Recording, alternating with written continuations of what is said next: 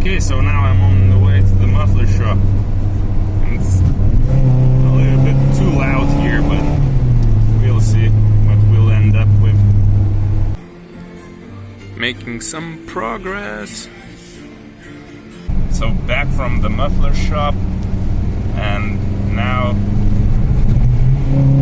much better. Hello from underneath my car. So let's check how my exhaust look now. So as I mentioned before, I don't have like catalytic converter.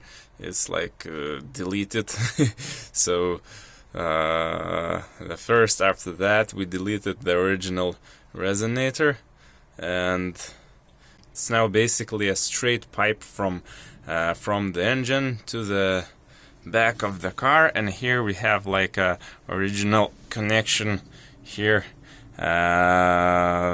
which I can use, you know, to put this muffler back when I need for, you know, for government inspection, like once every 2 years. So I leave that option to put my original part back to my car. But here we have like also a resonator, not a muffler. It's a straight through resonator with foam inside, like, I don't know, fiber foam or whatever. So this is like, looks bigger when it's actually smaller. Like here it's my hand, yep, and it's almost like my hand size, so it's not big, but does a great job. And there's just another pipe, and of course stainless steel. Sorry. Stainless steel exhaust tip. Like it's double layer or whatever, I don't know, but looks good. I'll show it later. So yeah, that's the exhaust.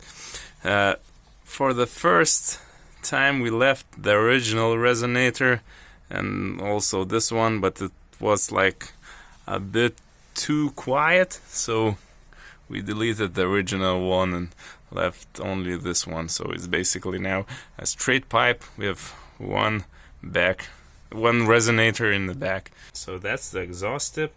I have chosen not the like crappy one layer chromed tip, but stainless steel.